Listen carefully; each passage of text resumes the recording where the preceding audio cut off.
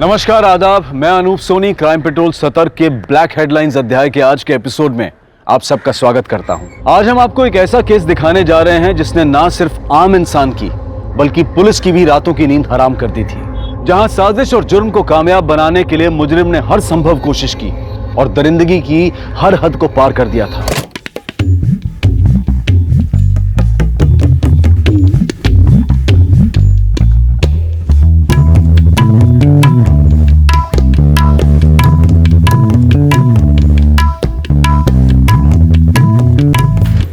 पैसा दिए तो कहाँ लगा दिए सारे? अरे मैडम, अपनी उभरती भोजपुरी हीरोइन आ गई। अरे आ गए, अपने भोजपुरी फिल्म के हीरो भी आ गए। नमस्ते सर। आप तो मिले ही हैं, तो शुरू करते हैं फोटोशूट।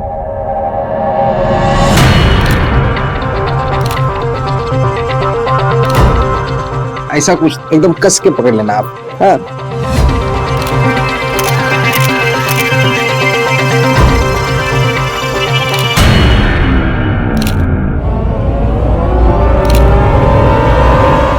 ये सब दूर हटो।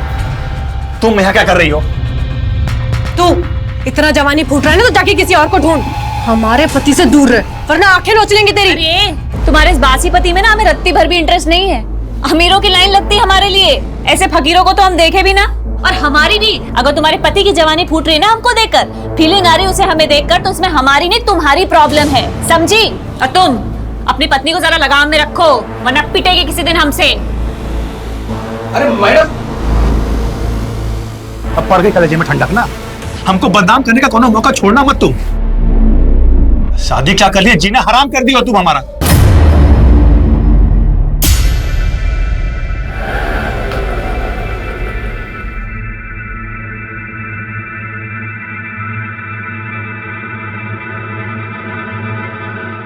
अरे बाकी का पैसा लौटाओ। अरे मैडम, 2 ही रुपए तो है। तो 2 रुपए क्या पेड़ पे उगता है क्या? ये तुम्हारा बाप दे के गया था हमको। बाप पे क्यों जा रही है? तमीज से बात कीजिए। एक तो हमारी मेहनत का पैसा लेके जा रहे हो, ऊपर से हम ही को तमीज सिखा रहे हो। हम तमीज सिखाएं तुमको? पता है हमको कौन सी मेहनत का पैसा है ये। क्या बोले तुम? अरे मैडम, क्या बोले तुम? कहाँ से? अरे मैडम हम कह रहे नहीं, क्या बोले तुम? फिर हम तुम्हें बताते हैं, अच्छे से बताते हैं कहाँ से पैसा आता है। हमारा दिमाग खराब मत करो, यही पटक के मारेंगे। तुमको बता दे रहे हैं। ज्यादा बात मत करो। क्या हो गया? हिम्मत कैसे हुई तुम्हारी? हम तो बस ये कह रहे थे हिम्मत कैसे हुई? तुम क्या कह रहे थे? हमको सब पता है, सब समझ रहे हैं। अरे कौन सा नया बात है? ये तो रोज रोज का नाटक हो गया है। आधी रात में लड़ाई करना और पड़ोसियों को परेशान करना। ए त्रिपाठी, ज्यादा दिक्कत है क्या तुम्हारी जोरू को हमसे? कहो तो अभी ठीक कर देते हैं इनको हम। अंदर चल अंदर।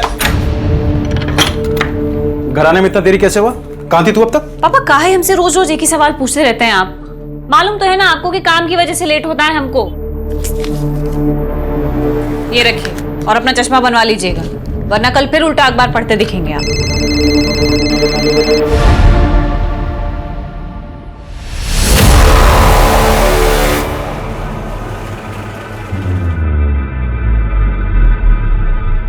कहाँ जा रहे हो? अपनी वो 2 पैसे की हीरोइन उर्मिला, उसके साथ गुलछर्रे उड़ाने जा रहे हो ना? तुम जब तक हमें बताओगे नहीं ना कहाँ जा रहे हो, हम तुम्हें जाने नहीं देंगे। लखनऊ जा रहे हैं। हम भी चलेंगे लखनऊ, भैया से भी मिल लेंगे। बहुत दिन हुआ है ना। नहीं लेके जा सकता, काम से जा रहे हैं और गाड़ी में उतनी जगह भी नहीं है।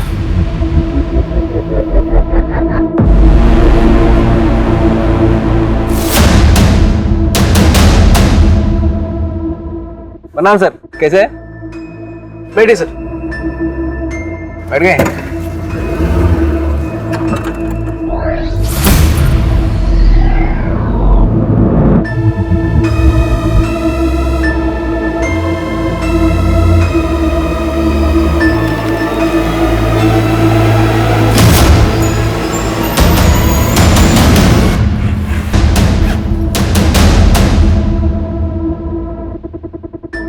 Hello, DJ travels? हाँ, मुझे लखनऊ की एक टिकट बुक करनी है।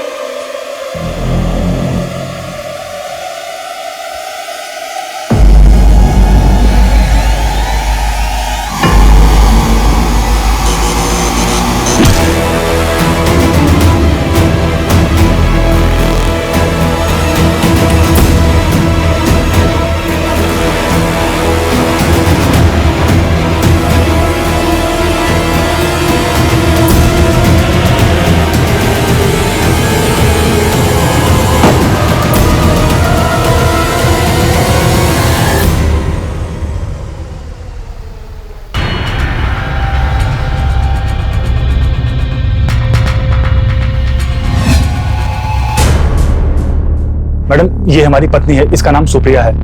हमको इसका मिसिंग कंप्लेंट लिखवाना है। हम इसको हर जगह ढूंढ लिए लेकिन हमको कहीं नहीं मिली ये। कब से गायब है? 2 दिन से। 2 दिन पहले जब हम लखनऊ गए थे, उसके बाद जब हम काम से आए उसके तब से इसका नंबर ही नहीं लग रहा है। आपकी पत्नी 2 दिन से गायब है और आप आज रिपोर्ट लिखवाने आए? मैडम हमको तो मालूम ही नहीं था कि वो लापता है। जब 2 दिन पहले हम लखनऊ जा रहे थे तो हमसे जिद करने लगी कि हमको भी ले चलो। हम भी चलेंगे लखनऊ, भैया से भी मिल लेंगे, बहुत दिन हुआ है ना। अब हम काम से जा रहे थे तो इसलिए नहीं ले गए। तो हमको लगा कि गुस्से में फोन बंद करके बैठी होगी, लेकिन जब हम वापस कानपुर आए तो देखे वो घर में भी नहीं है। फिर हमने पड़ोसियों से पूछा, उनको भी नहीं पता कि कहाँ गई है। आप दोनों के बीच कोई झगड़ा वगैरह हुआ था? शादी क्या कर लिया, जीना हराम कर दिया तुम हमारा। बस उतना ही जितना एक मियाँ बीवी के बीच में नोकझोंक होता है। आपने उनके रिश्तेदारों में या मायके में पता किया? शायद वहां चली गई हो। मैडम मायके के नाम पे तो लखनऊ में सिर्फ उनका एक बड़ा भाई है, जोगिंदर यादव, और हम वहां पे भी फोन करके पूछे हैं, वहां भी नहीं है वो। आप सुप्रिया की डिटेल्स और फोन नंबर दे दीजिए, हम पूरी कोशिश करेंगे। जैसे ही कोई खबर मिलेगी आपको बता देंगे।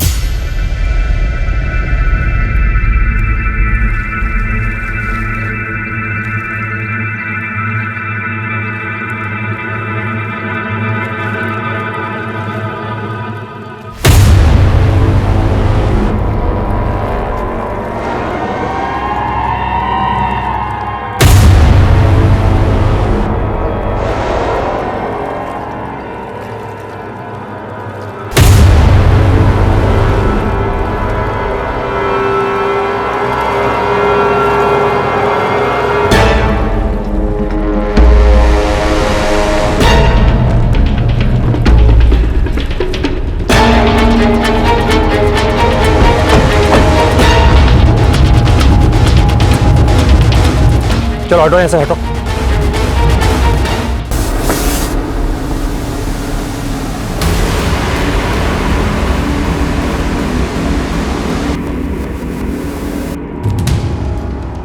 किसी लड़की की बॉडी है सर, लेकिन उसका सर और हाथ नहीं है। सूटकेस में सिर्फ उसकी बॉडी के निचले हिस्से के टुकड़े ही हैं सर। बॉडी पूरी तरह गल चुकी है, लगता है शायद पानी में बहुत टाइम तक थी है। अपनी टीम लगवाओ, गोताखोरों को बुलवाओ, नदी के आसपास के इलाके में अच्छे से सर्च करवाओ, आसपास के पुलिस स्टेशन में इसकी डिटेल्स भेजो और पता करो कि हफ्ते भर के अंदर किसी महिला की मिसिंग रिपोर्ट दर्ज हुई है क्या।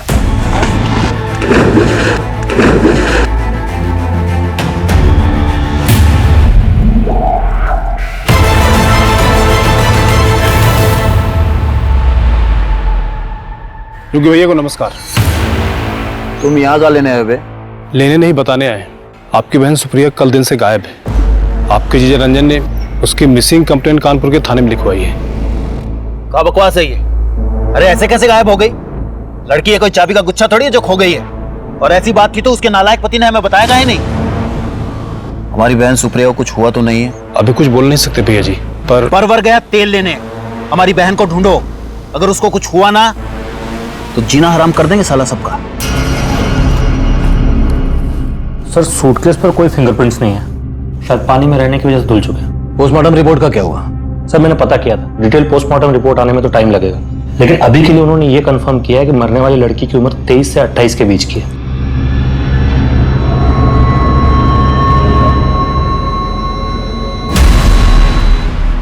सूटकेस के इस बारकोड से कंपनी से पता करो कि ये किस बैच का है, किस दुकान में सप्लाई हुआ और किसने बेचा और किसे खरीदा। हो सकता है ये सूटकेस ही हमें टुकड़ों से मिली लाश की पहचान तक ले जाए। उर्मिला का फोन अभी भी बंद आ रहा है, मुझे तो उसकी बहुत चिंता हो रही है।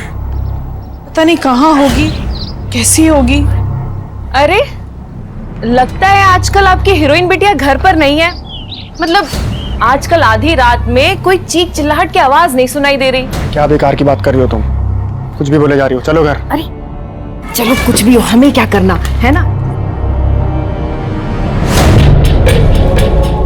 कंपनी से ये इन्फॉर्मेशन मिली है कि सूटकेस आपकी दुकान से खरीदा गया है और ये इसका सीरियल नंबर है।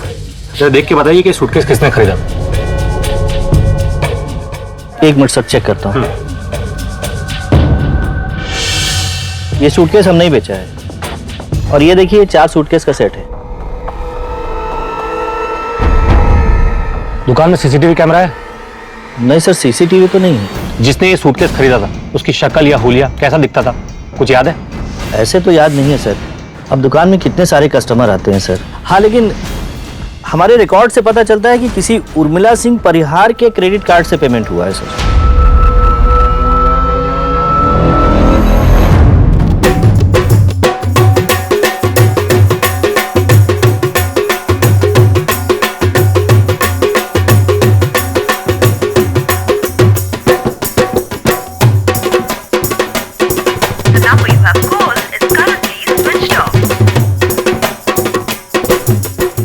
अपडेट बहुत अच्छे, सबने बहुत अच्छा नाचा। Thank you sir.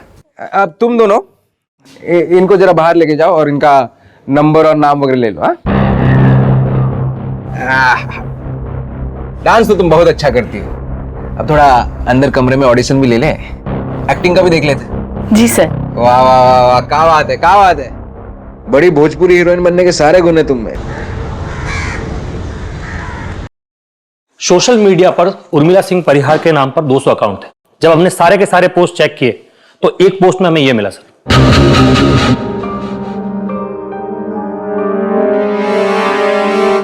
उर्मिला ने सूटकेस खरीदने के कुछ घंटों बाद ही यह पोस्ट अपने अकाउंट पे लखनऊ से डाला है सर, लेकिन इसके पहले के उसके अकाउंट के सारे पोस्ट कानपुर से किए गए। जो उर्मिला के फोन ट्रैक से कुछ मिला? सर इस पोस्ट के बाद से ही उसका फोन स्विच ऑफ आ रहा है, लेकिन रजिस्ट्रेशन से पता चला है कि यह नंबर उर्मिला सिंह परिहार के नाम से रजिस्टर्ड है और एड्रेस कानपुर का है सर। मतलब उर्मिला लखनऊ से नहीं कानपुर की है। उर्मिला ने 4 सूटकेस खरीदे, जिसमें से एक में हमें औरत की लाश मिली जिसके सर और हाथ कटे हुए थे। तो बाकी के 3 सूटकेस कहाँ हैं? उर्मिला के पास।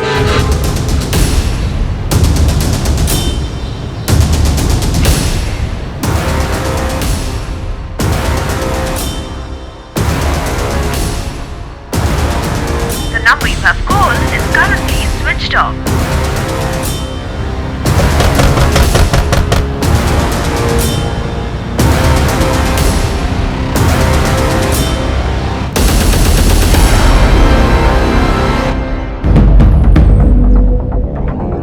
इस तरह। सर, ये लखनऊ से एक केस की फाइल लेकर आए, आपसे मिलना चाहते हैं। सर 4 दिन पहले हमें इस औरत की लाश एक सूटकेस में मिली नदी में, जिसके सर और हाथ कटे हुए थे। सूटकेस के बारकोड से पता चला है कि एक नहीं 4 सूटकेस किसी उर्मिला सिंह परिहार ने अपने क्रेडिट कार्ड से पेमेंट करके खरीदे थे। तो बाकी के 3 सूटकेसेस को लखनऊ पुलिस ढूंढ रही है, क्योंकि हमें शक है कि बाकी के बॉडी पार्ट सर और हाथ भी किसी सूटकेस में हो सकते हैं। क्योंकि उर्मिला कानपुर की रहने वाली है, इसलिए हेडक्वार्टर ने यह केस आप लोगों को सौंपा है। अब आगे की तहकीकात आपकी टीम करेगी सर।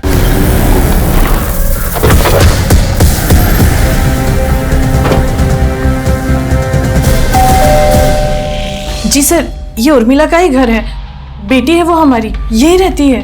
क्या हुआ साहब, इतना सब क्यों पूछ रहे हैं आप? उर्मिला अभी का है? पता नहीं साहब, वो हमें बताती कहाँ है कि कब जा रही है, कब आ रही है और कब लौटेगी। पिछली बार 20 दिन के लिए गायब थी, वापस आई तो बोली कि काम था। लेकिन आप ये सब क्यों पूछ रहे हैं? ऐसा क्या किया उसने? हमें शक है एक औरत की हत्या में उर्मिला का हाथ हो सकता है।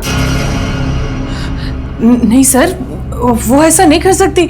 वो तो किसी का इतना सा भी खून देखती थी तो घबरा जाती थी। या वो वापस है या फिर फोन करे, आप लोग तुरंत हमें इन्फॉर्म करेंगे। पॉसिबल है कि ये लोग हमें इन्फॉर्म ना करें।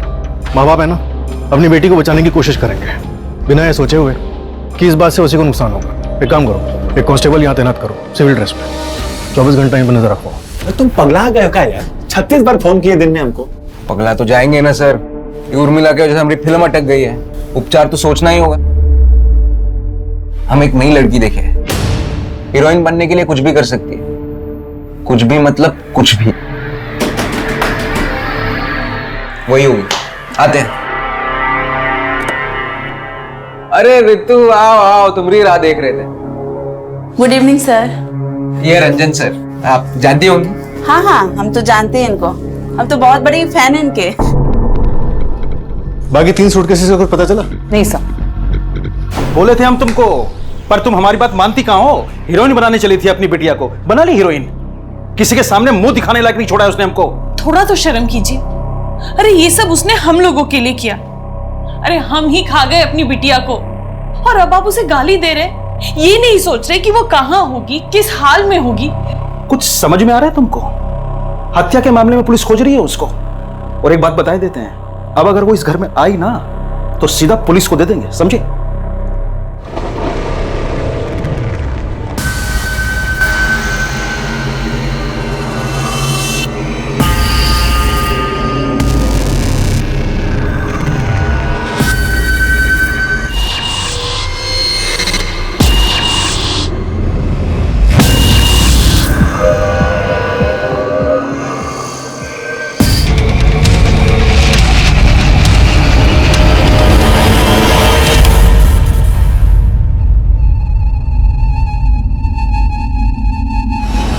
सर काफी सड़ चुका है। डीएनए टेस्ट से कंफर्म करना होगा कि सर और धड़ एक ही बॉडी के हैं या अलग अलग बॉडीज के।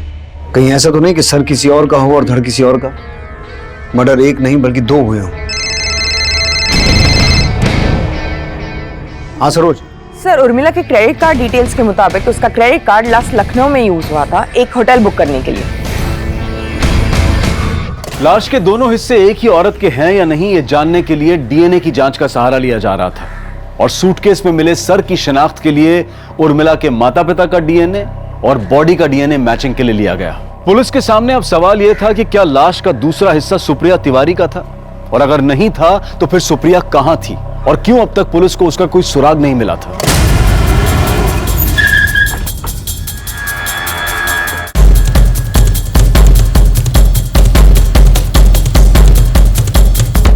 उर्मिला सिंह परिहार नाम की किसी औरत ने आपके होटल में कमरा बुक करवाया था कुछ दिन पहले। एक मिनट सर।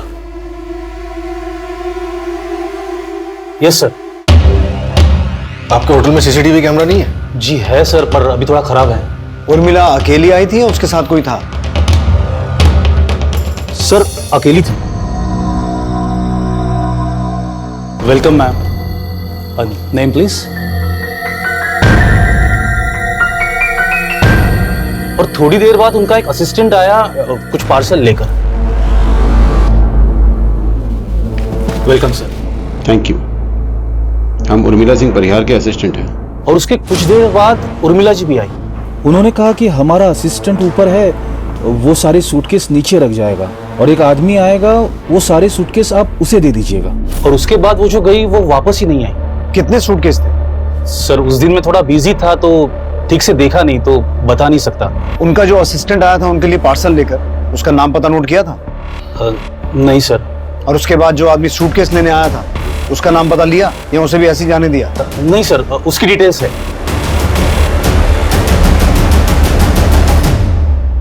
वो उर्मिला सिंह परिहार हमारे लिए कुछ सूटकेस छोड़े होंगे। हाँ, सूटकेस तो है सर। बस आप अपना नाम, पता और नंबर यहाँ पे लिख लीजिए। वो क्या है, वो आ जाएंगे तो मैं उन्हें बता सकता हूँ ना। जी सर, थैंक यू। सर यहाँ पर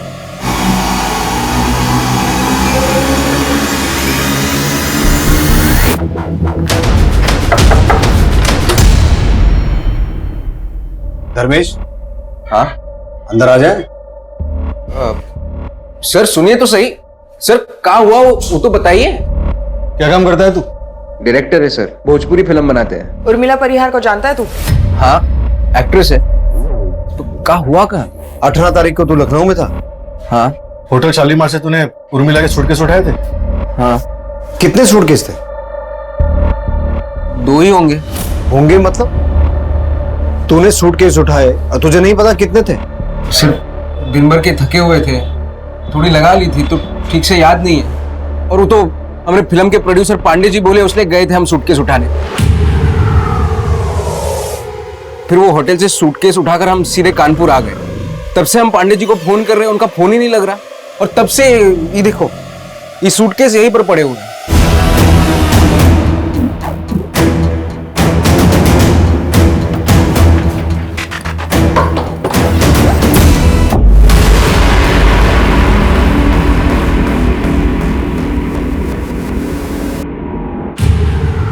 तू लखनऊ में उर्मिला से मिला था? नहीं सर, हमको तो पता भी नहीं था कि उर्मिला लखनऊ में है। लेकिन जब तू शालीमार होटल गया था ये सूटकेस उठाने, तेरे साथ एक आदमी और था। कौन था वो? हमारे फिल्म का हीरो रंजन तिवारी। ये वही रंजन तिवारी जिसकी वाइफ मिसिंग है? हाँ, पर सर हुआ क्या है? आप इस सूटकेस के बारे में इतने सवाल क्यों पूछ रहे हैं? तेरा जो ये प्रोड्यूसर है पांडे, ये रहता कहाँ है? और इसका पूरा नाम क्या है? रहता कहाँ है वो तो पता नहीं, हम बाहर ही मिलते थे। और उसका पूरा नाम है गजानन पांडे। ये सूटकेस तो हम लेके जा रहे हैं, लेकिन अगर तू अपना सूटकेस लेकर ये शहर छोड़ने की कोशिश करेगा तो तेरी फिल्म हम बनाएंगे। सर होटल के रिसेप्शनिस्ट का भी यही कहना है कि उसे नहीं पता कि कितने बैग्स थे, और धर्मेश भी यही कह रहा है कि उसे याद नहीं। विनोद, इनमें से किसी की भी बात का भरोसा नहीं किया जा सकता। वैसे एक तीसरा आदमी भी है जो इस बात का जवाब दे सकता है और जिसका इस मर्डर में हाथ भी हो सकता है, रंजन तिवारी। अब देखते हैं वो क्या कहता है, उसके पास क्या बहाना है सूटकेस ना देख पाने का।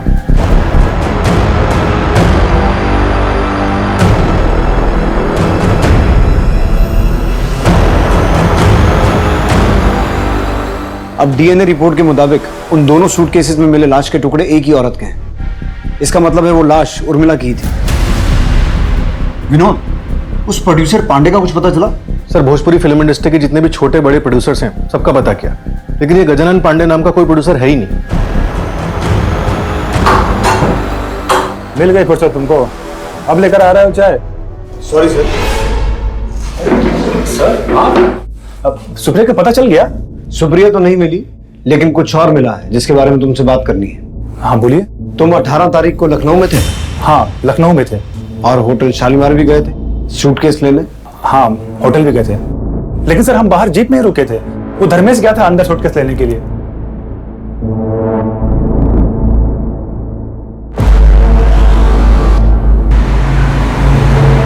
धर्मेश होटल से कितने सूटकेस लेके बाहर आया था? वो तो हम देखे नहीं सर, वो लाया पीछे रख दिया, हम आगे बैठे हुए थे। फिर उसके बाद हम कानपुर के लिए निकल गए और ऊपर से थोड़ा पी भी लिया था, तो झपकी मारने के लिए रास्ते में थोड़ी देर के लिए हम लोग गाड़ी रोक दिए थे।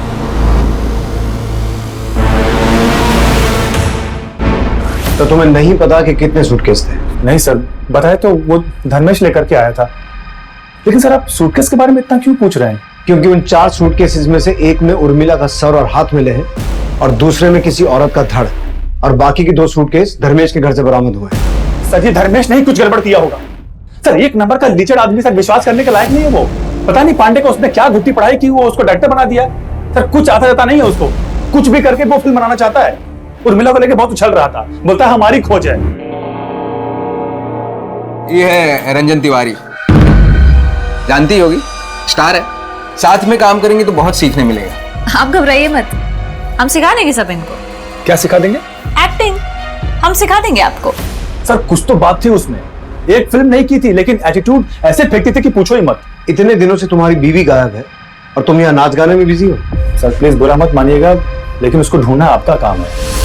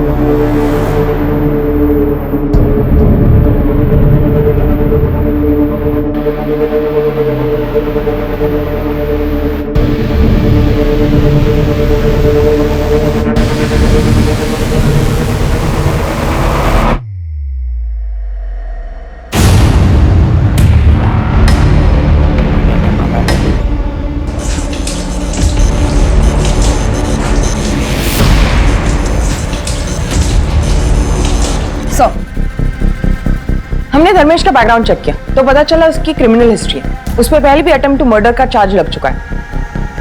उठा के लाओ उसे।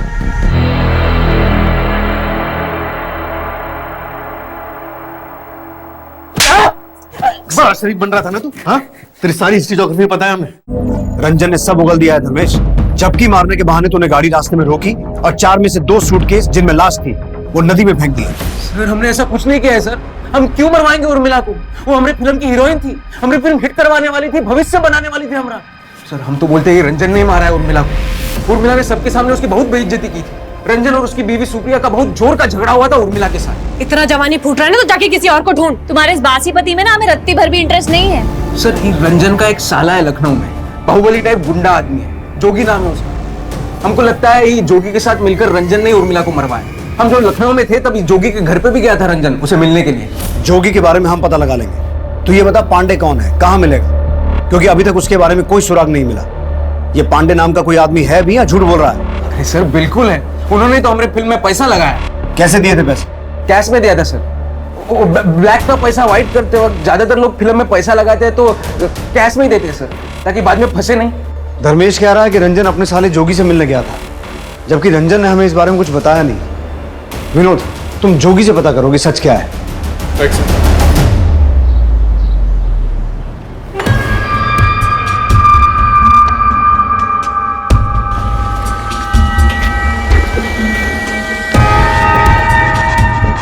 प्रणाम सर। कहिए, कैसे याद किया हम? आपसे कुछ जरूरी सवाल पूछने थे, अंदर चल के बात करें? अरे अंदर जाने की क्या जरूरत है, जो पूछना है यही पूछिए। 19 तारीख को रंजन तिवारी आपसे मिलने आया था? हाँ आया था। क्यों, क्या काम था? जीजा है हमारा, काम पड़ने का क्या जरूरत है। लेकिन उस दिन हमें भी कुछ अजीब लगा। हमेशा जब भी आता है वो फोन करके आता है, पर उस दिन बिना फोन किए ही आ गया। पर आप ये रंजन के बारे में इतना पूछताछ काहे कर रहे हैं? इसे पहचानते हैं आप? ये शक्ल तो पहली दफा देख रहे हैं, देखे होते तो पहचान लेते। एक बात बताइए, आप इस लड़की के बारे में पूछ रहे हैं, रंजन के बारे में इतना सवाल पूछ रहे हैं। रंजन की बीवी यानी हमारी बहन सुप्रिया, उसके बारे में कुछ खोजबीन की है कि नहीं की है आपने? हम कोशिश कर रहे हैं। वैसे सुप्रिया के फोन रिकॉर्ड्स में पता चला है कि उसका लास्ट लोकेशन लखनऊ था। तो क्या रंजन की तरह वो भी आपसे मिलने आई थी? नहीं तो, अरे आती तो बताते नहीं का आपको। देखिए सर, आप बेफजूल का दौड़ भाग कर रहे हैं, उल्टा हम ही पे सवाल दाग रहे हैं आप। रंजन से एक भी बार पूछे आप? हम साला रोज पुलिस स्टेशन अपनी बहन के बारे में पूछते हैं फोन करके, वो एक भी बार अपनी बीवी के बारे में पूछा आपसे? बहुत काम है हमें, चलो। नजर रखो इस पर।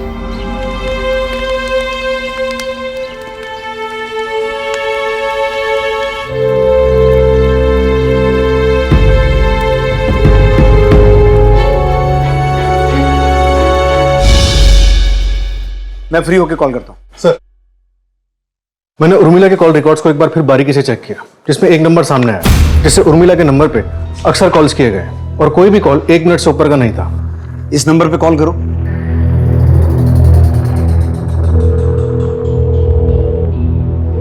कोई फोन नहीं उठा रहा सर। पता करो किसके नाम पर रजिस्टर्ड है। Right sir.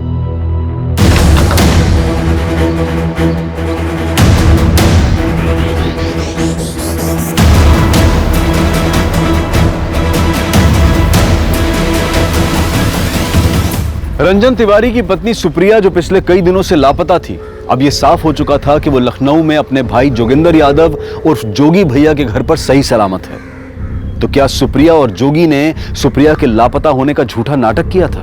ऐसे सभी सवालों के जवाब ढूंढने के लिए कानपुर पुलिस ने सुप्रिया और उसके भाई जोगी को लखनऊ से कानपुर तलब किया। गलत कर रहे हैं आप जानते नहीं हम कौन है।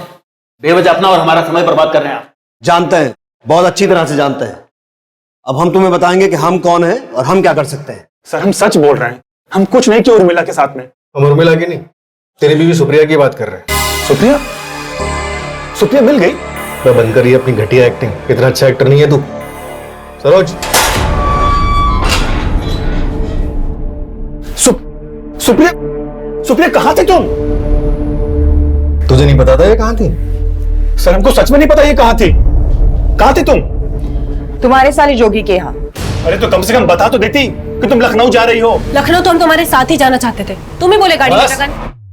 बंद करो या मियां बीवी की नोकझोंक, घर जाके करना ये सब। पहले ये बताओ कि मिसिंग कंप्लेंट का नाटक क्यों किया था तुम लोगों ने? नाटक नहीं है, हम हमारी बहन को जान से ज्यादा चाहते हैं। वो जो बोलती है हम करते हैं। उसने कहा कि रंजन के साथ उसका झगड़ा हुआ, हम उसे सबक सिखाना चाहते हैं। झूठी कंप्लेंट लिखवाना, पुलिस से झूठ बोलना, ये ठीक है? सर, भैया हमारे खातिर झूठ बोले थे। ये हम पे बहुत जाते करते थे। सोचे ऐसे अचानक गायब हो जाएंगे तो अच्छा सबक मिलेगा और पुलिस परेशान करेगी 100 लाख। तमीज में, पुलिस स्टेशन है ये। तुम लोगों के इस नाटक का कोई फायदा नहीं है, क्योंकि हमें अच्छे से मालूम है कि तुम दोनों ने और जोगी ने मिलकर उर्मिला का मर्डर किया, उसकी बॉडी को ठिकाने लगाया। आप कुछ भी बोलेंगे और हम मान लेंगे। हमने और हमारी बहन सुप्रिया ने किसी का मर्डर नहीं किया है, समझे आप? देखिए, ये रंजन बहुत छिछला आदमी है, आपको तो शक है ना उस पे? अरे हम कह रहे हैं मर्डर उसी ने किया है। सर, हमारा यकीन करिए, हमने उर्मिला को नहीं मारा है। अरे हम क्यों मारेंगे उसको? अपने हाथ से अपना भविष्य खराब कर लेंगे क्या? सर, उर्मिला के कॉल रिकॉर्ड से हमें जो नंबर मिला था, जिस पे हमने कॉल किया था और कोई फोन नहीं उठा रहा था, उसकी डिटेल्स आ गई। ये देखिए। पता करो इसके पास इन कॉल्स का क्या जवाब है।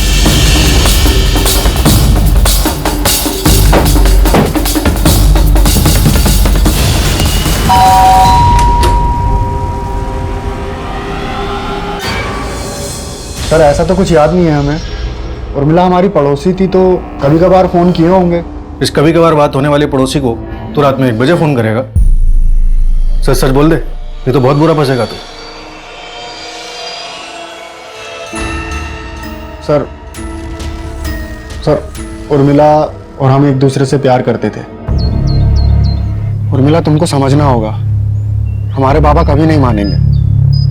हम भी तुमको चाहते हैं, सारी जिंदगी तुम्हारे साथ बिताना चाहते हैं हम, पर तुम्हारा दोनों सपना एक साथ पूरा नहीं हो सकता। या तो तुम हीरोइन बनो या हमसे शादी करो। बोलो।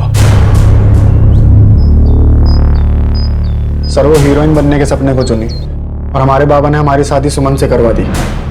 हम दोनों एक दूसरे को आज भी चाहते थे। सर, हम चुप चुप के उर्मिला के घर पे भी मिलते थे। उर्मिला के घर पे? लेकिन वो तो अपने माँ बाप के साथ रहती थी ना? हाँ सर, पर वो किराए पे एक घर भी ली थी, यहीं पास में है सर। सर, रमाकांत ने उर्मिला के एक और घर का पता बताया, हम लोग वहीं जा रहे हैं। मैं आपको एड्रेस सेंड कर रहा हूँ, आप डायरेक्टली वहीं पे पहुँच जाइए।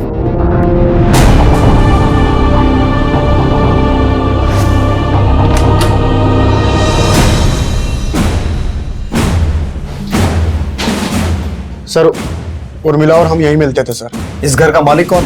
सर, वो सब उर्मिला को पता था, हम कभी पूछे नहीं उनसे। सरोज, आसपास पूछताछ करो, इस घर का मालिक कौन है?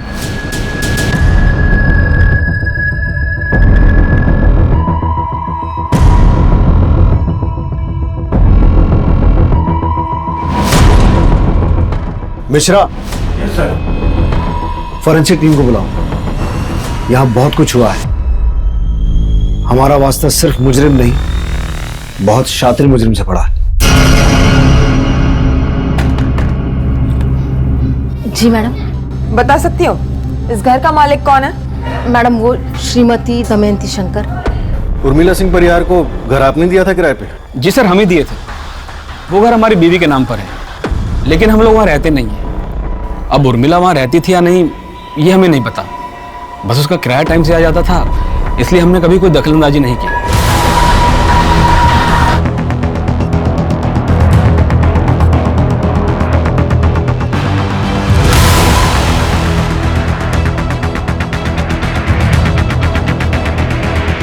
सर, यहाँ काफी खून बहा है। पूरे किचन में खून के ट्रेसेस हैं। अच्छी तरह से खून साफ करने की कोशिश की गई है। सर, रिपोर्ट से साफ है कि उर्मिला के किराए वाले घर पर ही इस जुर्म को अंजाम दिया गया। किचन से जो ब्लड ट्रेसेस मिले थे वो उर्मिला के ही हैं। उर्मिला की detail postmortem report. Sir, report के मुताबिक उर्मिला की मौत 17 तारीख को शाम 5 से 7 बजे के बीच सर पे चोट लगने की वजह से हुई। 17 तारीख को? इसका मतलब है 18 तारीख को जिस लड़की ने उर्मिला के क्रेडिट कार्ड से वो सूटकेस खरीदे और जिसने होटल शालीमार में चेक इन किया, वो उर्मिला नहीं कोई और थी। और ये सब पुलिस को गुमराह करने के लिए किया गया है। तो उर्मिला का मर्डर 17 तारीख को उसके किराए वाले घर पर हुआ और शायद उसी शाम उस घर की किचन में उसकी बॉडी के टुकड़े किए गए।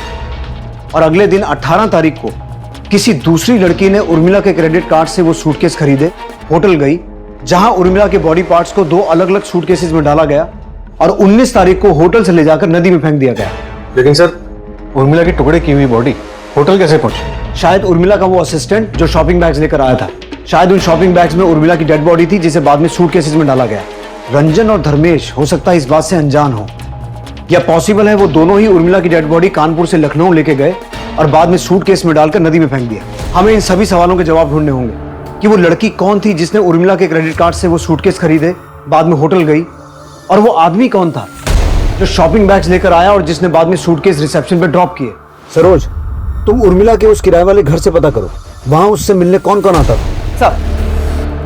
विनोद, हमें धर्मेश और रंजन से एक बार दोबारा पूछताछ करनी होगी, क्योंकि अभी तक इस केस में सिर्फ एक ही बात साफ है कि बॉडी के टुकड़े सूटकेस में मिले और वो सूटकेस होटल से धर्मेश और रंजन लेकर गए थे। हो सकता है इन दोनों ने ही उर्मिला का मर्डर किया हो और बाद में सूटकेस में बॉडी को ठिकाने लगाया हो। उर्मिला सिंह परिहार की हत्या के मामले में पुलिस के पास संदिग्धों की एक लंबी लिस्ट थी। फिर उर्मिला के कत्ल का दृश्य सामने आने के बाद पुलिस पूरी कोशिश के साथ संदिग्धों की तलाश में जुट गई, जो भी उर्मिला की हत्या से संबंधित था। क्या बता सकती हो उर्मिला के घर पे उसके अलावा और कौन आता जाता था? मैडम, बहुत से लोग आते जाते रहते थे, अब हम सबको तो नहीं जानते ना। ये या ये, इन दोनों में से किसी को भी देखा है? नहीं मैडम। सर, हमारा विश्वास कीजिए सर, हमने कुछ नहीं किया। सिर्फ पांडे जी के कहने पर हमने होटल से सूटकेस उठाया, बाकी हमने कुछ नहीं किया सर। सच सच बोलो वरना हड्डी बस लिए कर दूंगा तुम्हारी। हमें पता है पांडे नाम का कोई आदमी है ही नहीं। झूठ बोल रहे हो तुम लोग। सर, है, बिल्कुल है। विनोद, धर्मेश और रंजन को अलग अलग स्केच आर्टिस्ट के साथ बिठाओ और पांडे का स्केच बनवाओ। इनका सच झूठ सब बाहर आ जाएगा। Right sir. जो औरत उर्मिला बनके तुम्हारे होटल में रुकी थी, क्या यही है? सर नहीं, ये नहीं है।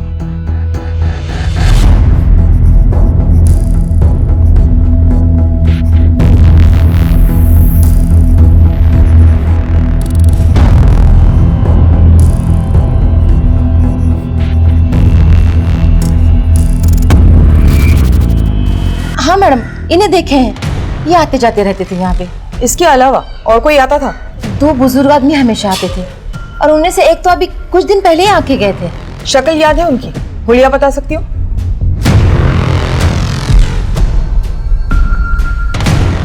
एक मिनट। क्या ये वो आदमी है? हाँ मैडम, ये वही है। उर्मिला का जो असिस्टेंट पार्सल लेकर आया था, क्या यही है? हाँ सर, यही है। सर, धर्मेश और रंजन ने जो स्केच बनवाया है वो एक ही आदमी का है। सर, उर्मिला जिस किराए के घर पे रहती थी उसकी पड़ोसी ने इस आदमी को घर जाते हुए देखा था। इन दोनों को उठा के लाओ, बहुत घुमाया हमें, अब हम इन्हें सैर करवाएंगे। उर्मिला सिंह परिहार को घर आपने दिया था किराए पे? जी सर, हमें दिए थे। वो घर हमारी बीवी के नाम पर है। तो तू है प्रोड्यूसर पांडे। अब ये बता कि शंकर और गजानन पांडे का क्या खेल है?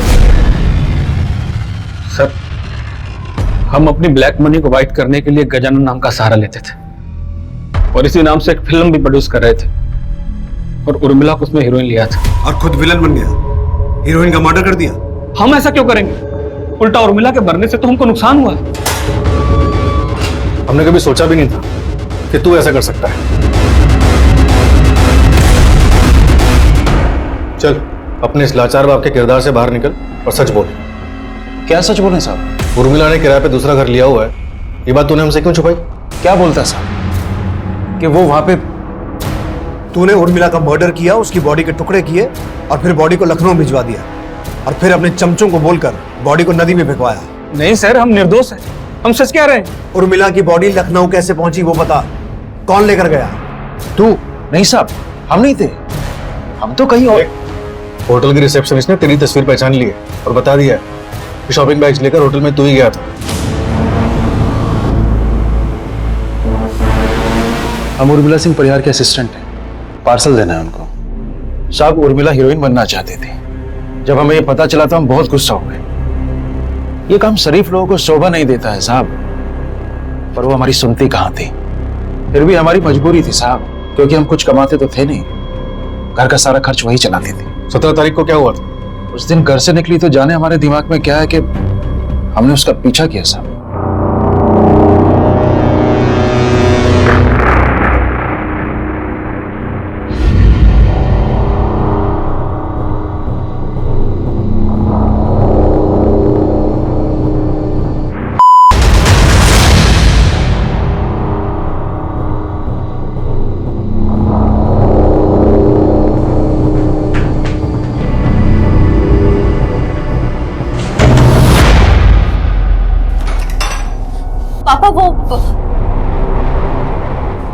पापा मेरी बात तो सुनिए। ये तुम्हारा हीरोइन का काम है? इस धंधे को तुम काम करती हो? हैं? ये शिकायत है तुम्हें कि अपने बाप की उम्र जैसे आदमी के साथ मुंह काला करती फिरे? लेता हूं। क्या सुन तेरी बाला? नहीं, दूंगा इधर देख। बोल। उर्मिला, ये साला क्या किया तू? साला मर गई ये। हम पुलिस को सब बता देंगे। क्या? एक साला भांग खाए तुम, खुद तो मरोगे, हमको भी मारोगे। तुमको जितना पैसा चाहिए हम तुमको देंगे, खाली अपना जुबान बंद रखना बस। और फिर पांडे ने उर्मिला के शरीर के टुकड़े टुकड़े कर दिए साहब।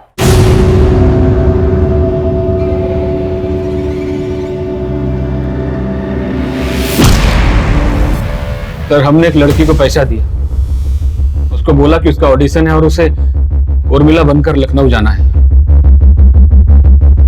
Welcome ma'am, name please? Urmila Singh Parihar. और उसके बाद उर्मिला का बाप उर्मिला की बॉडी शॉपिंग बैग्स में लेकर होटल पहुंचा। जहां उसने वो बॉडी सूटकेस में डाली और सूटकेस को रिसेप्शन पे छोड़ा, जहां से रात में धर्मेश उसे लेके गया, है ना? अब ये बता पांडे, सूटकेस को नदी में किसने फेंका? धर्मेश ने या रंजन ने? रंजन ने फेंका। सदी का महानायक बनना है तुमको कि नहीं बनना है, या कि फिल्म करके घर बैठ जाना है? ये हुई ना बात। अब देखो हम तुमको कैसे लेके एक के बाद एक फिल्म बनाते हैं। तो तुमको हमारे लिए एक छोटा सा काम करना पड़ेगा। सर हमको हीरो बनना था, और हमारे पास काम नहीं था, इसीलिए हम पांडे की बात में आ गए थे सर। 19 तारीख को क्या हुआ था वो बता। 19 तारीख को मैं और धर्मेश होटल जा रहे थे, लेकिन होटल जाने से पहले धर्मेश को दारू पिला रहे थे और हम खुद दारू पीने का नाटक कर रहे थे। तो फिर हम रास्ते में बोले कि बहुत नींद लग रहा है तो थोड़ा आराम कर लेते हैं।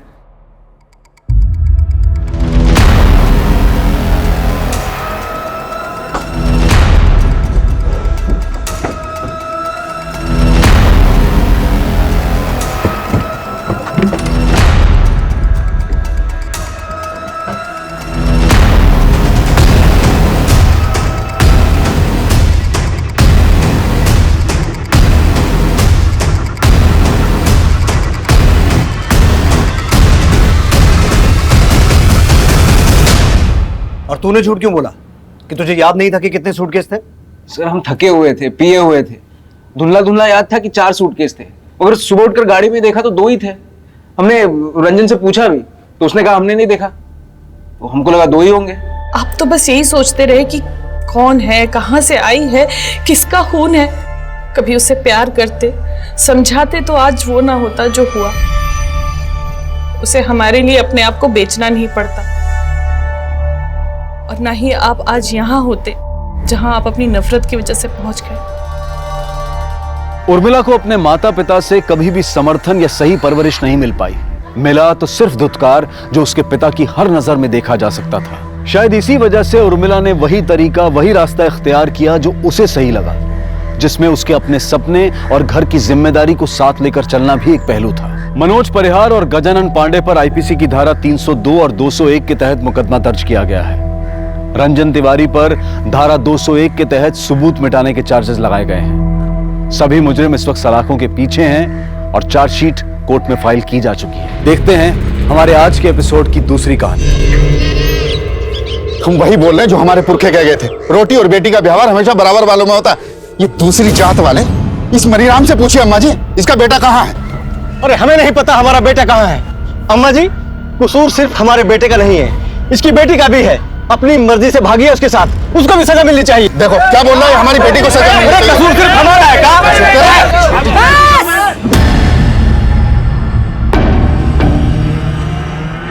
तू मैं मर मिटे पूछ पूछ के जात। राम रहीम हैरान है, नाजुक है हालात। ये भी तो कह गए थे हमारे पूर्वज। अब आप लोग बताइए हमको कि क्या अपनाना है, अच्छाई या बुराई? पर अम्मा जी देखो नरेंद्र, मनीराम का लड़का सीएमओ की पद पर है। इस पद का लड़का ढूंढ पाते अपनी बिटिया के लिए? अम्मा जी, हम अपनी बेटी की शादी अपनी जात में ही करेंगे। बस हम फैसला कर लिए हैं। तुम दोनों के बेटा बेटी बालिग हैं, अब पता किए हैं हम, वो दोनों शादी भी कर चुके हैं। तो अब ना जात बीच में आएगी और ना ही किसी की जिद। अम्मा जी गए, अम्मा जी गए, अम्मा जी गए।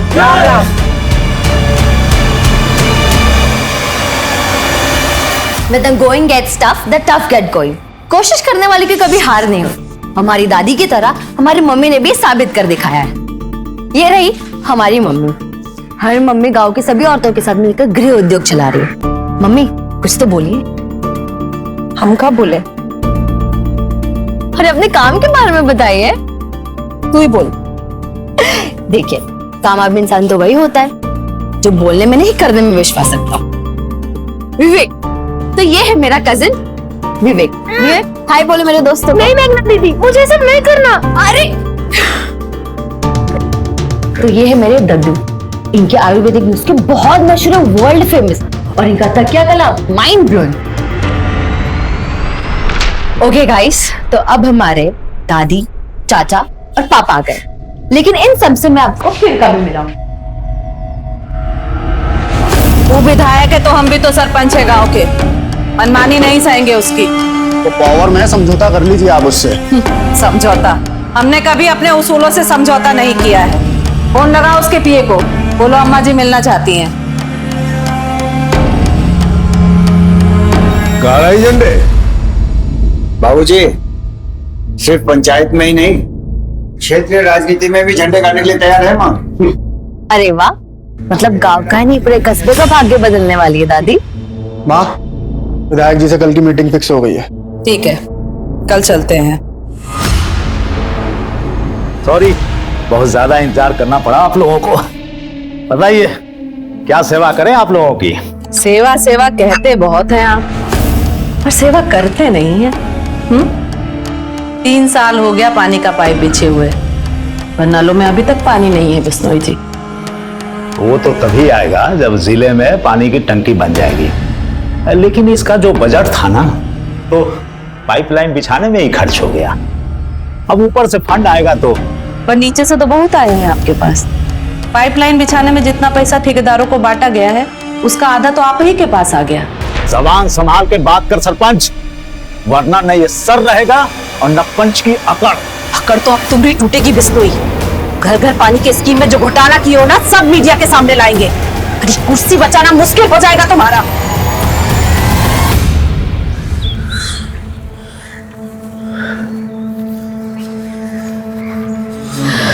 संज्ञान, हम यहाँ तुम्हारा 1 घंटे अंदर इंतजार कर रहे हो, तुम अब जाके आ रहे हो? मेघा सॉरी यार, पापा तो आने में देर हो गई थी। अब उनसे मिले बिना तो हॉस्टल नहीं जा सकता था ना। अब 15 मिनट में तुम्हारी बस आ जाएगी। और सर 15 मिनट बिताने के लिए इतना वेट किया हम। सच हम तुम्हें ड्रॉप करने ही नहीं आते। तुम चाहो तो अभी भी मेरे साथ भाग सकती हो।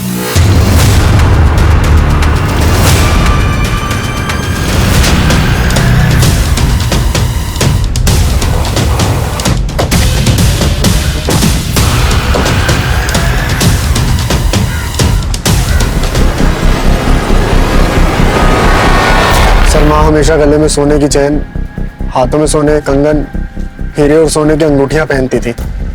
लेकिन ये जगह आपके घर से काफी दूर है। आपकी माँ इस सुनसान जगह पर अकेले क्या करने आई होंगी? सर हमें भी कुछ समझ में नहीं आ रहा है। रात को माँ घर पर नहीं आई थी और उनका फोन भी बंद आ रहा था। और आज सुबह यहाँ उनकी लाश। आप लोगों को किसी पर शक? साहब हम कहते हैं सब पूरा किया धरा है ना, नरेंद्र का ही है। कौन नरेंद्र? हमारे गांव का ही है साहब। उसकी लड़की ने दूसरे जात के लड़के से शादी कर लिया था। नरेंद्र चाहता था अम्मा जी और लड़के को सजा दे, पर अम्मा जी लड़का और लड़की के रिश्ता का बचाव किए थे, इसलिए बहुत गुस्से में था। अम्मा जी, मैं उस नीच लड़के को अपना दामाद ना मान सकता। अगर आपकी बेटी होती तब भी आप यही फैसला सुनाते? हाँ, तब भी हमारा यही फैसला होता। हमें मंजूर नहीं है आपका ये फैसला। साहब नरेंद्र अपना फोन बंद करके भाग गया है। हमको पूरा यकीन है अम्मा जी का मर्डर उसी ने किया है। रहता कहाँ है नरेंद्र?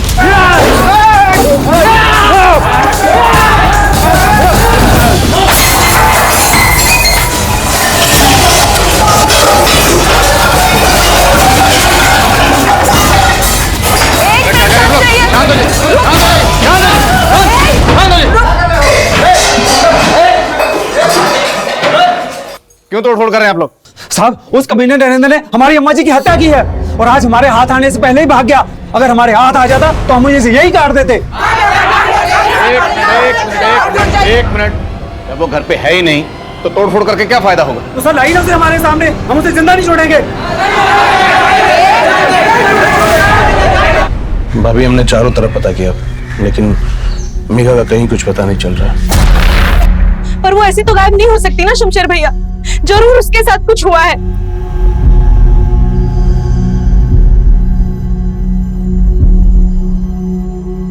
आप कुछ करते क्यों नहीं है? मेघा कल से गायब है। हमें बार बार बोलने की जरूरत नहीं है कि क्या माँ की लाश तो आप नहीं ढूंढेंगे उसे? उसकी कुछ पड़ी नहीं है क्या आपको? रजनी देवी के कातिल को जल्दी ढूंढना होगा, वरना गांव वालों का बवाल और बढ़ सकता है। जी सर, ये नरेंद्र जिस तरीके से गायब है उसे देख के तो लग रहा है कि हो सकता है कि नरेंद्र ने रजनी देवी का कत्ल किया है और गहने लूटे हैं। और फिर कत्ल को लूट की शक्ल देने की कोशिश की हो। लेकिन रजनी देवी कल रात से गायब है, तो हो सकता है उनका कत्ल भी कल ही हुआ। और सवाल ये है कि गांव की एक महिला सरपंच अपने गांव से इतना दूर उस सुनसान जगह पर क्या करने गई होगी। सर हो सकता है कि मर्डर किसी दूसरी जगह पे किया गया हो और बॉडी को ले जाके वहां डंप किया गया हो। फिर भी उस जगह का पता करना होगा जहाँ रजनी देवी का कत्ल हुआ। रजनी देवी की कल की पूरी एक्टिविटीज पता करो और आसपास जितने भी सुनार है सबको इन्फॉर्म करो। हो सकता है कातिल गहने बेचने की फिराक में हो।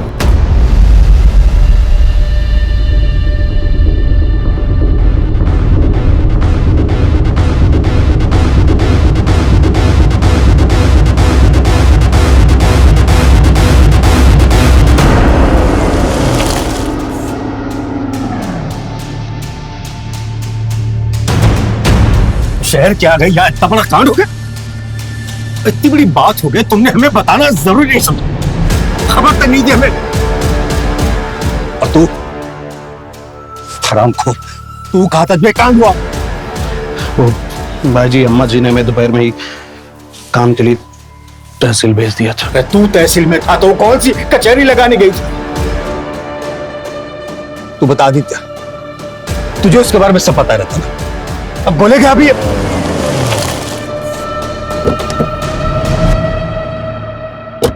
रजनी जी को आखिरी बार आपने देखा था? जी सर, माँ और हम विधायक जी के पास से लौट रहे थे और हमें काम से शहर जाना था।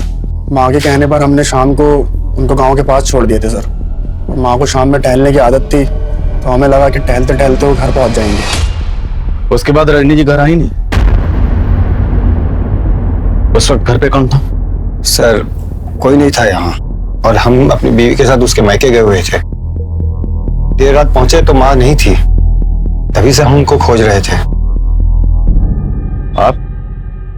आप इनके साथ थे? अब हम तो 2 दिन से शहर में थे, योगा शिविर में।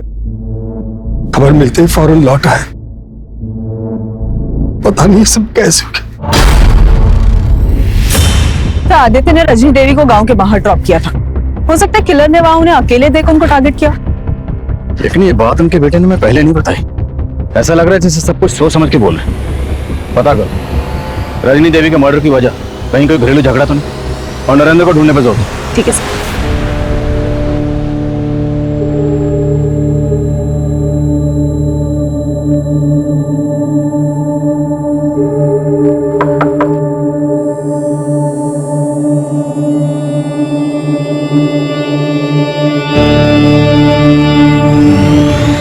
रजनी ने नरेंद्र की बेटी के गैर जातीय विवाह को जायज ठहराया था और सरपंच बनने के बाद से लगातार रजनी ऐसे फैसले कर रही थी जिसने उस पूरे क्षेत्र में उसकी गरिमा बढ़ा दी थी। पर उससे प्यार करने वालों से ज्यादा उससे नफरत करने वाले थे।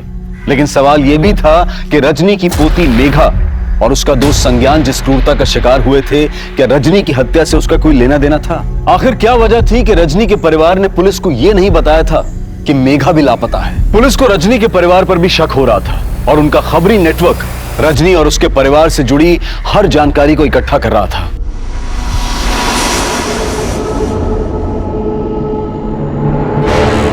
हम पे भरोसा रखो विनीता, हम भी मेघा के लिए परेशान हैं।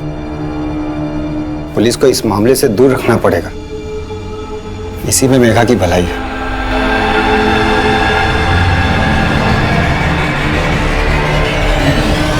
सर जिस दिन रजनी देवी की लाश मिली थी उस दिन सुबह नरेंद्र को एक टैक्सी स्टैंड के पास देखा गया था। एक सवारी टैक्सी वाले ने उसे हापुड़ बस अड्डे के पास उतारा था। हापुड़ पता करो, हापुड़ या उसके आसपास नरेंद्र की जान पहचान का कोई रहता है या नहीं? हो सकता है वहीं छुप के बैठा हो।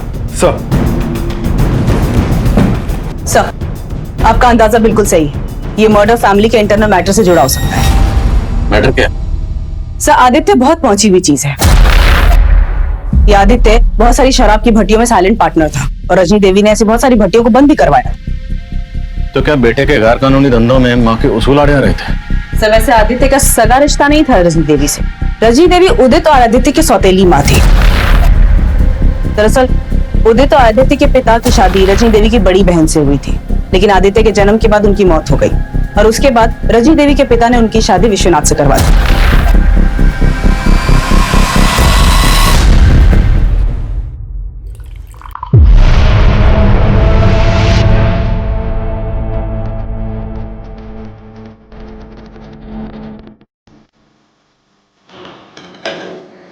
रुक जा।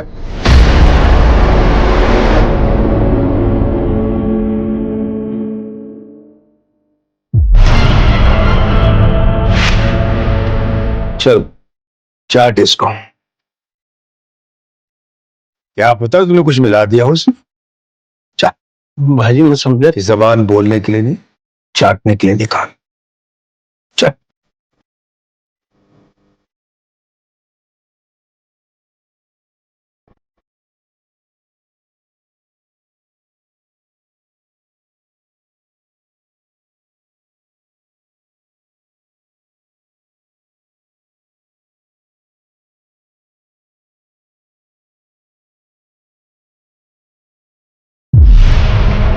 शाबाश। अरे वफादारी का नाटक बड़ा अच्छा कर लेता है तू है।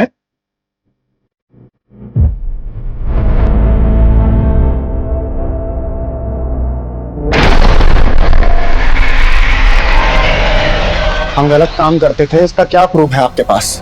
प्रूफ मिटाने में तो माहिर हो तुम, पर वैसे भी तुम्हें अपनी माँ से कोई खास हमदर्दी तो थी नहीं। उनकी मौत के बाद हमारे भी आंसू आए थे, पर यह सच है कि उनके उसूल खलते थे हमको, और हमको ही क्या, बहुत से लोग ऐसे हैं जिनको वो खलती थी।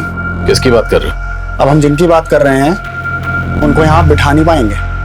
तो आप साहब बोलो, किसकी बात कर रहे हो? हमारी माँ ने इस बार विधायक बिश्नोई जी से पंगा लिया था, उसी के ऑफिस में उसी की पैंट ढीली कर दी। पकड़ तो अब तुम्हारी टूटेगी बिश्नोई।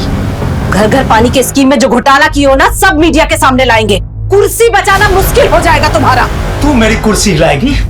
तू मेरी कुर्सी हिलाएगी? औकात देखिए तेरी। अरे सर, सर तुम्हारे जैसे कितने सरपंच मेरे नीचे हैं। अरे सर रहने दीजिए ना, माँ छोड़। औकात की बात कर रहे हैं नेताजी, ऑफर तो सुना दे हम इनको अपना। आप चाहते हैं कि हम अपना मुंह बंद रखें, बस आप हमारे गांव के स्कूल के लिए 20 लाख रुपया डोनेशन दे दीजिए, हम एकदम चुप हो जाएंगे। उन्हें लग रहा था विधायक जी डर जाएंगे, लेकिन उन्होंने तो माँ को मार के ही खामोश कर दिया। अच्छा, तो ये बात तुमने हमें पहले क्यों नहीं बताई? सर अगर हम आपको पहले बता देते तो वहाँ जो विधायक बिश्नोई जी बैठे हैं वो हमको उठा लेते घर से, और आप उनकी गिरबां तक नहीं पकड़ पाते। नो एविडेंस बोल के आप लोग पल्ला झाड़ लेते। सर हमें अपनी सिक्योरिटी भी देखनी, और साथ में अपनी फैमिली वालों की भी।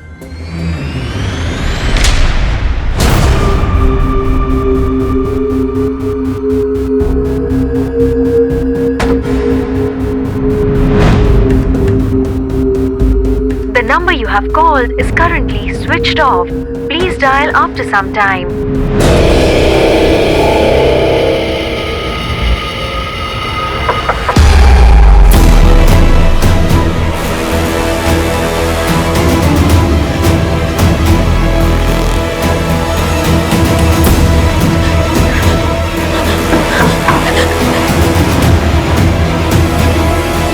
कौन है?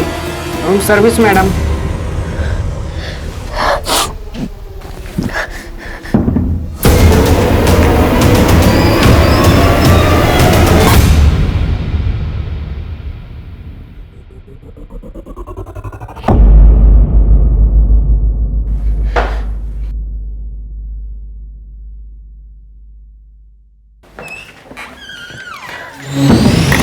आदित्य नेताजी का नाम लेकर घुमा रहा है उन्हें। पर इतना कंफर्म है कि रजनी देवी नेताजी से मिलने गई थी। पता करो, क्या रजनी देवी के पास कोई ऐसा सबूत था जिससे नेताजी को खतरा हो सकता था, और हो सकता है इस काम के लिए नरेंद्र को इस्तेमाल किया गया हो। ये केस अब एक हाई प्रोफाइल केस बन गया था, और इस केस के सबसे बड़े सस्पेक्ट नरेंद्र को ना पकड़ पाने से पुलिस पर मीडिया और गांव वालों का प्रेशर आ गया था। लेकिन जल्द ही पुलिस ने नरेंद्र को ढूंढ निकाला।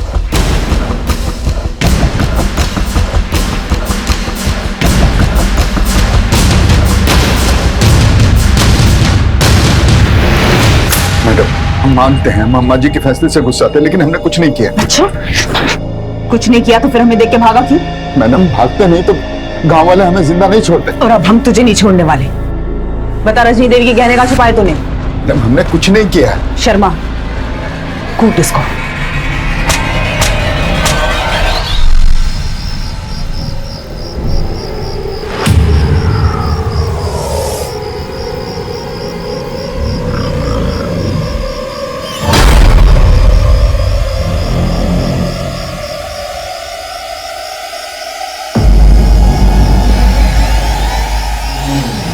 देखिए, हम कहते थे ना कि उनका किसी से चक्कर है। चलिए अंदर घुसिए।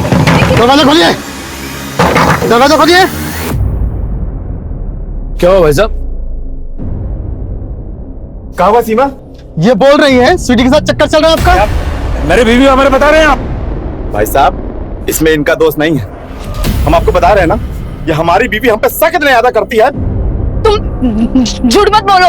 अरे हम ये भाई साहब से मिलने आए रहे और इनको देखने के बाद में भी तुम ये फालतू का तमाशा कर रही हो। इसको क्या लगता है कि इसके हकलाने की वजह से हम इसको पसंद नहीं करते हैं, और इसीलिए सिर्फ अटेंशन हमारा पाने के लिए हमको जगह जगह बदनाम करती फिरती है। सुनिए, हमें इंस्पेक्टर साहब से मिलना है। और बात क्या है? हमारी बेटी लापता है। क्या? जिस दिन आपकी सास रजनी देवी का कत्ल हुआ, उस दिन से आपकी बेटी मेघा भी गायब है। तो ये बात आपने हमें पहले क्यों नहीं बताई? हम बताना चाहते थे, पर हमारे पति ने हमें रोक लिया। क्यों? क्योंकि उन्हें लगता था कहीं आप मेघा पर शक ना करो। और मेघा गायब क्यों है? उसकी क्या वजह? सर, वो एक लड़के को पसंद करती थी। कौन लड़का? संज्ञान। संज्ञान, हम यहाँ तुम्हारा 1 घंटे अंदर इंतजार कर रहे हो और तुम अब जाके आ रहे हो। मेघा सॉरी यार, पापा तो आने में देर हो गई थी। सर, जिस दिन मेघा गायब हुई उस दिन हमें लगा कि संज्ञान उसे लेके भाग गया है, क्योंकि उस दिन से वो भी गायब है।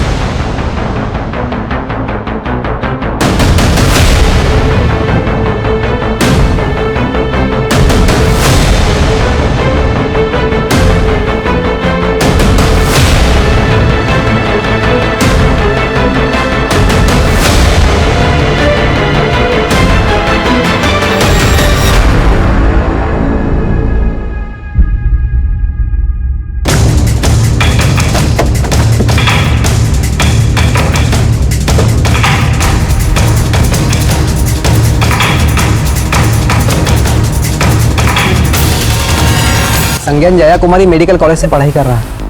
वो ललितपुर के किसी हॉस्टल में रहता है मैडम। घर में कौन कौन है? उसके सिर्फ पिताजी है। क्या नाम है फादर का? राम प्रवेश। इनका नंबर है आपके पास? जी मैडम। सर, मेघा के लापता होने को लेकर रजनी देवी के घर में हर कोई जानता था, और मेघा की माँ की तरह सब लोग मेघा के दोस्त संज्ञान के ऊपर ही शक जता रहे हैं। और संज्ञान भी गायब।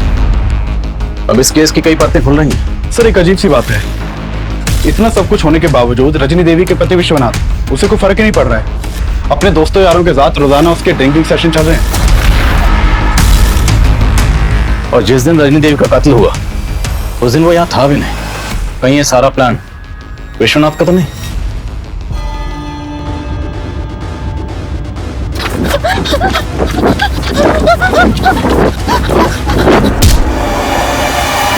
हमें फिक्र हमारी पोती की है सर, लेकिन ये रजनी,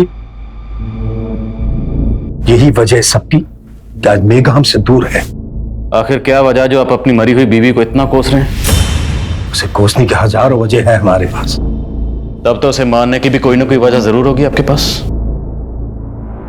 हमें मालूम था आप हम पे शक करेंगे, लेकिन हमने कुछ नहीं किया ऐसा। अपनी बीवी को कोसने की वजह नहीं बताएंगे? उसे कोसने की सबसे बड़ी वजह थी वो शमशेर। शमशेर? हाँ, शमशेर।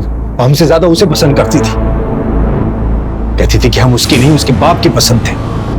आप कहना चाहते हैं आपकी बीवी रजनी देवी का शमशेर के साथ? जो आंखों देखा है वही बता रहे सर। वो हमारे फार्म हाउस में उसके साथ बहुत ज्यादा वक्त गुजारती थी।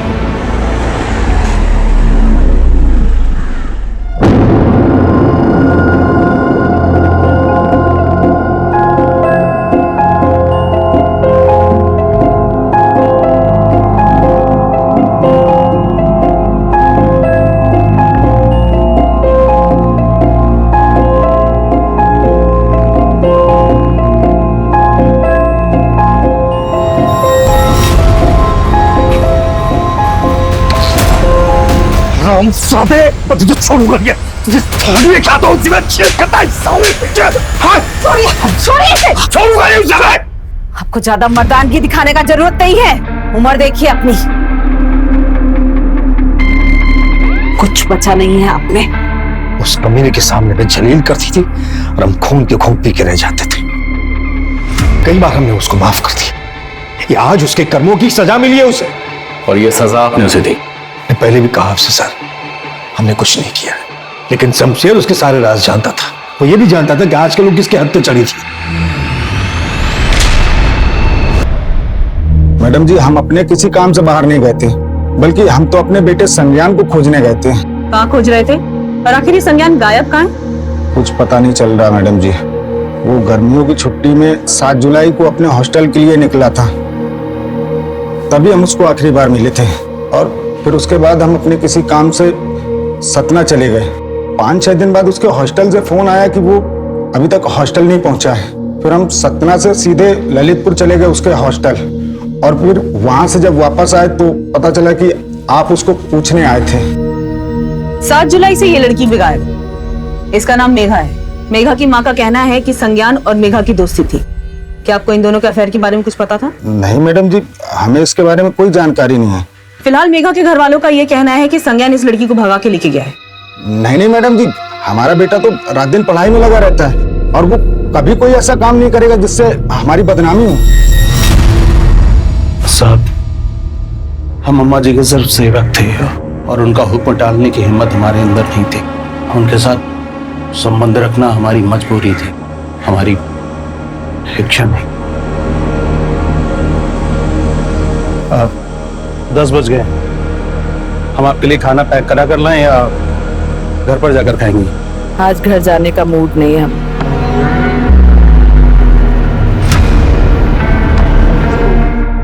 तुम भी यही रुक जाओ। जी। जो कुछ कहते हैं सर हिलाकर हाँ कर देते हो। सब बात मानोगे का हमरे? जी, बस हुक्म करके देखिए। सच बोल रहे हो क्या?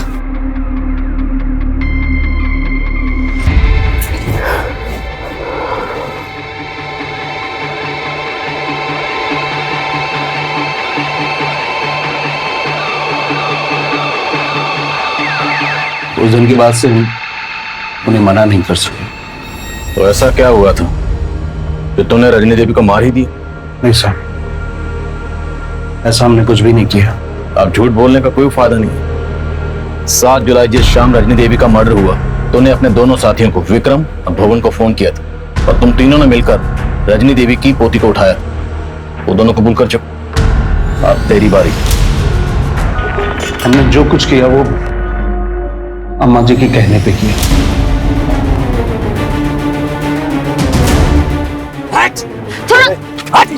कौन हो तुम लोग? वहां से उसे अम्मा जी के पास ले गए।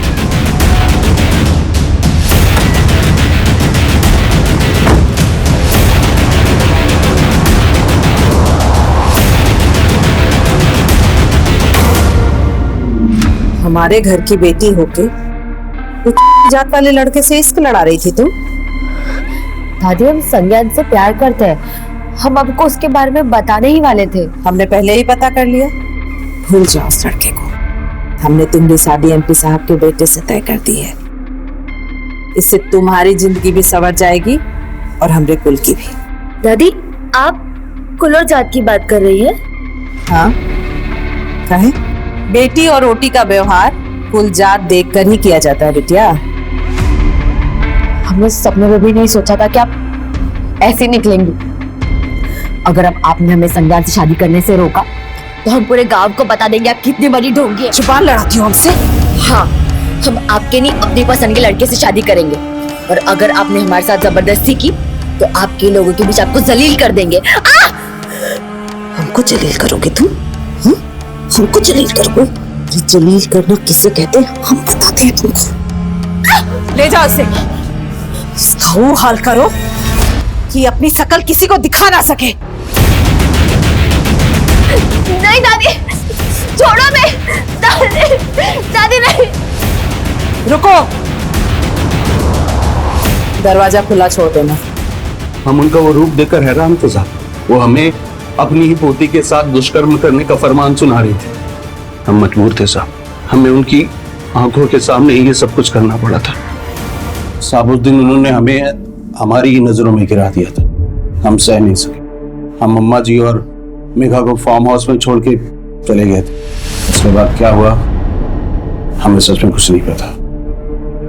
तू मेघा का रेप कर रहा था और तेरे दोनों साथी संज्ञान का कत्ल, और तू कह रहा है तूने जो किया सिर्फ अम्मा जी के कहने पर किया। खुद को बेकसूर समझ रहा तू?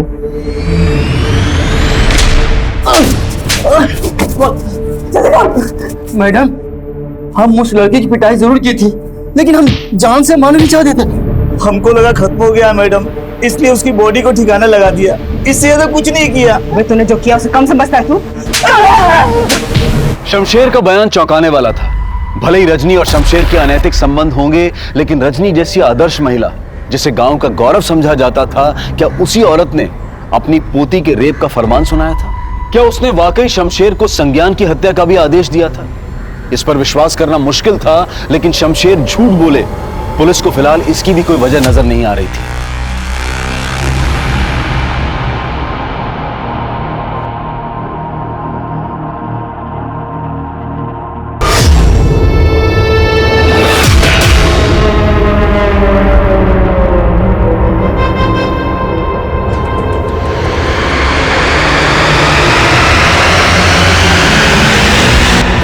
शमशेर के साथी बोल रहे हैं कि उन्हें लग रहा था कि संज्ञान मर चुका है। अगर ऐसा होता तो उसकी लाश मिलनी तो चाहिए थी। सब ये समझ में नहीं आ रहा है कि वो दोनों सच सच बोल रहे हैं कि कहानी अब भी कुछ और है। और रजनी देवी के घर वाले ये मानने को तैयार ही नहीं है कि रजनी देवी अपनी पोती के साथ ऐसा कुछ करवा सकती है। वैसे इधर शमशेर के दोस्त भी ये मानने को तैयार नहीं है कि रजनी देवी की हत्या में उन दोनों का हाथ है। संज्ञान के साथ साथ मेघा का भी कुछ पता नहीं चल रहा। ये केस कुछ उलझता ही जा रहा है। सर एक बात पता चली है। रजनी देवी की हत्या के अगले दिन उनके बड़े बेटे उदित ने एक गैराज में एक कार बेची थी, वो भी सिर्फ 15,000 रुपए में। कुछ तो गलत है। उस कार को तुरंत जब्त करो और फोरेंसिक को बुलाओ, और रजनी देवी के घर वालों को इस बारे में कुछ पता नहीं चलना चाहिए, और किसी भी तरह से पता करने की कोशिश करो कि संज्ञान और मेघा इस वक्त कहाँ है। सर देखा पुलिस के पास जाने का नतीजा कितना तमाशा बन गया है हमारा। तो चाहते क्या हैं आप? हम अपनी बेटी को भूल जाएं? इस मुसीबत में फंसने से अच्छा है कि भूल जाओ कि हमारी कोई बेटी भी है।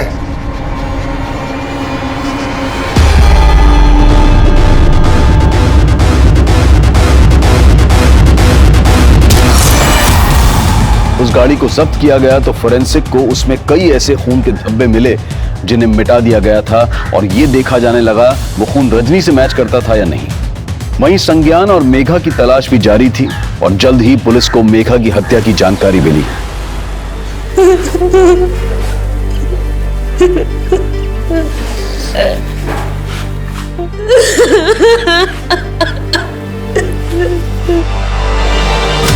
सर मेघा की लाश हमें हाईवे से कुछ दूर एक सुनसान जगह पे मिली।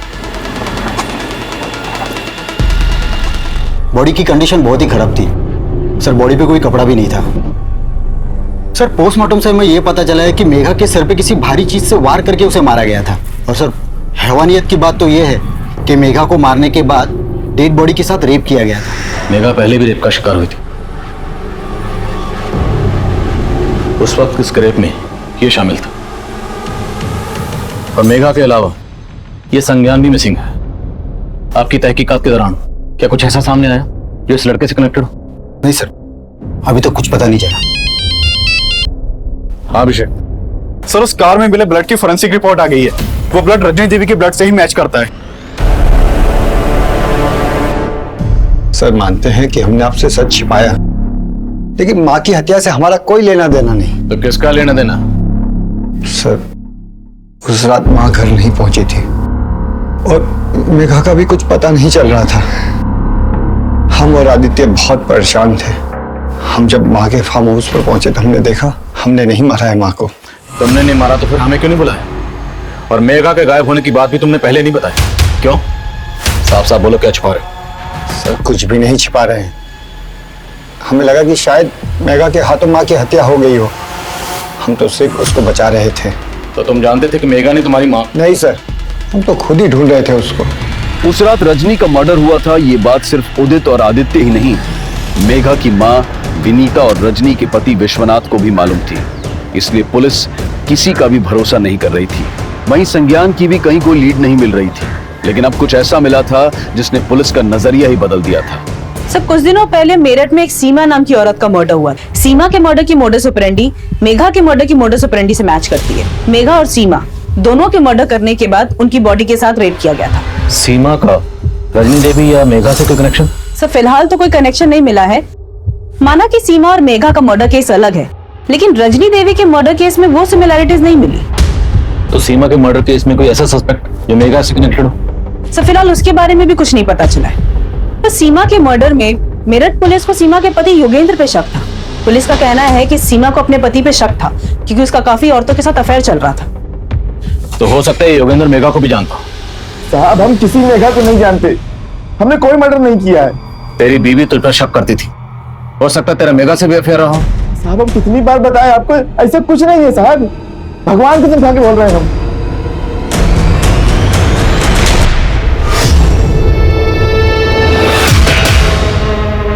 अरे बेटा आप यहाँ क्या कर रही हैं? जी हम पहचाने नहीं आपको। अरे हम आपके पापा के दोस्त हैं, संजीव।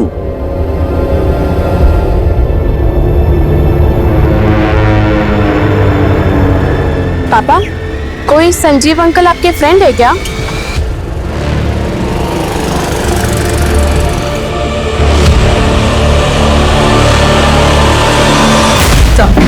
सर पिछले कुछ सालों के मैंने कई मर्डर केसेस स्टडी किए। इसमें मालूम चला कि सीमा और मेघा जैसी कई ऐसी लड़कियों के मर्डर केसेस सामने आए जिसमें डेड बॉडीज के साथ रेप किया गया था। हत्या की वजह थी सर पे हुआ वार, और एक दो क्राइम सीन पर पुलिस को खून में लथपथ हथौड़े भी मिले। हथौड़े? यस। तो क्या ये किसी सीरियल मोलेस्टर का काम जो एक ही पैटर्न से सारे मर्डर कर रहा है? लग तो ऐसा ही रहा है सर। इन सारे केसेस को अच्छी तरह स्टडी करो और देखो कि क्राइम सीन पर आसपास क्या क्या कॉमन है। कोई ना कोई लीड जरूर मिलेगी। Right sir. पुलिस इस केस में सीरियल मोलेस्टर की थ्योरी बना रही थी, लेकिन संज्ञान के गायब होने का राज इस केस को फिर से दूसरी दिशा में मोड़ रहा था। सर ललितपुर से कुछ दूरी पर एक लॉज है, आरवी लॉज। इसी लॉज से 5 किलोमीटर की दूरी पर मेघा की लाश मिली थी। सर खबरों से पता चला है कि पिछले कुछ दिनों से वहां पे एक लड़का छुपकर बैठा हुआ है। मुझे शक है कि वो संज्ञान है। फौरन एक टीम लेकर वहां पहुंचो।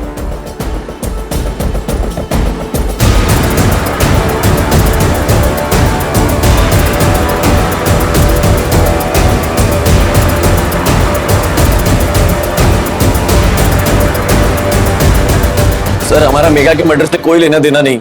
7 जुलाई के बाद तो मुझसे मिले तक नहीं है। तो 7 जुलाई से तो अंडरग्राउंड क्यों? सर उन लोगों ने हमें बहुत मारा, उस डर की वजह से हम वहां चले गए। डर की वजह से तो लॉज चला गया, अपने घर क्यों नहीं गया? जाते तो पापा परेशान हो जाते। वो तो अब भी परेशान है, ढूंढ रहे हैं तुझे हर जगह। तूने उन्हें नहीं बताया था तो लॉज में चुप के बैठा? नहीं सर, सर हमारा मेघा के मर्डर में कोई हाथ नहीं है। हम तो प्यार करते थे उसे।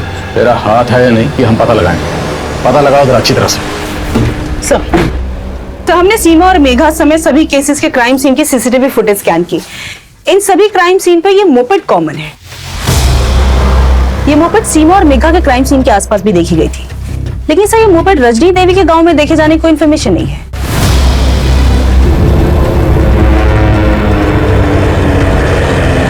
सुनिए,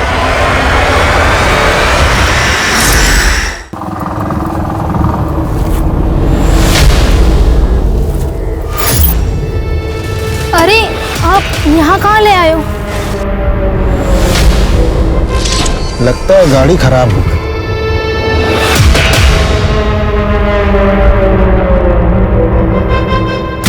अरे ये क्या कर रहे हो आप?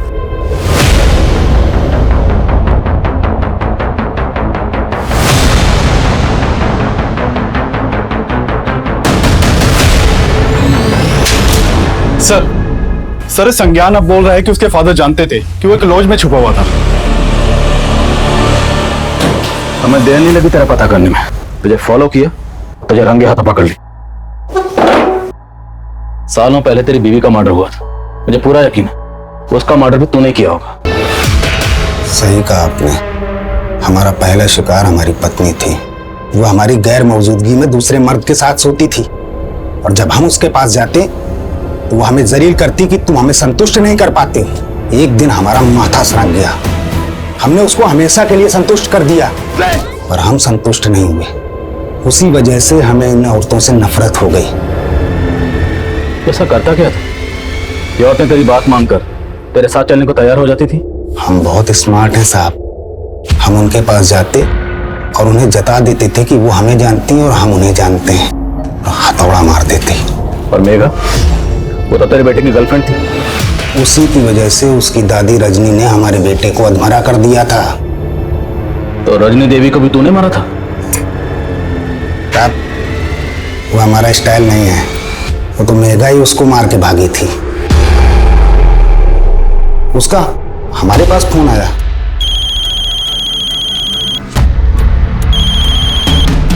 हेलो अंकल, हम मेघा बोल रहे हैं, संज्ञान की दोस्त। मेघा? हाँ अंकल, संज्ञान ठीक तो है ना? हमने उससे बोला संज्ञान सही सलामत है और हम उसको संज्ञान से मिलवा देंगे। फिर हम उससे ललितपुर में मिले। उसने हमें अपना सारा दुखला सुनाया। क्या तुम्हारी दादी ने तुम्हारा रेप करवाया था? हाँ अंकल। अब आई अक्ल ठिकाने तुम्हारी? हाँ बोलो, शादी करोगी उस लड़के से? अब हम मर जाएंगे लेकिन आपकी बात कभी नहीं मानेंगे। मेघा, मेघा, मेघा रुक।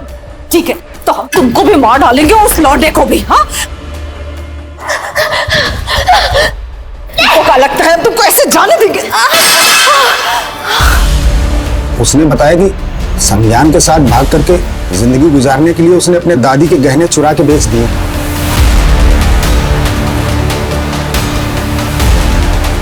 बेटा डरो नहीं, हम तुम्हारे साथ हैं। हमारे साथ बैठो, हम संज्ञान के पास तुम्हें ले चलते हैं। हैं? आओ। और सबकी तरह हमने मेघा को भी संतुष्ट कर दिया।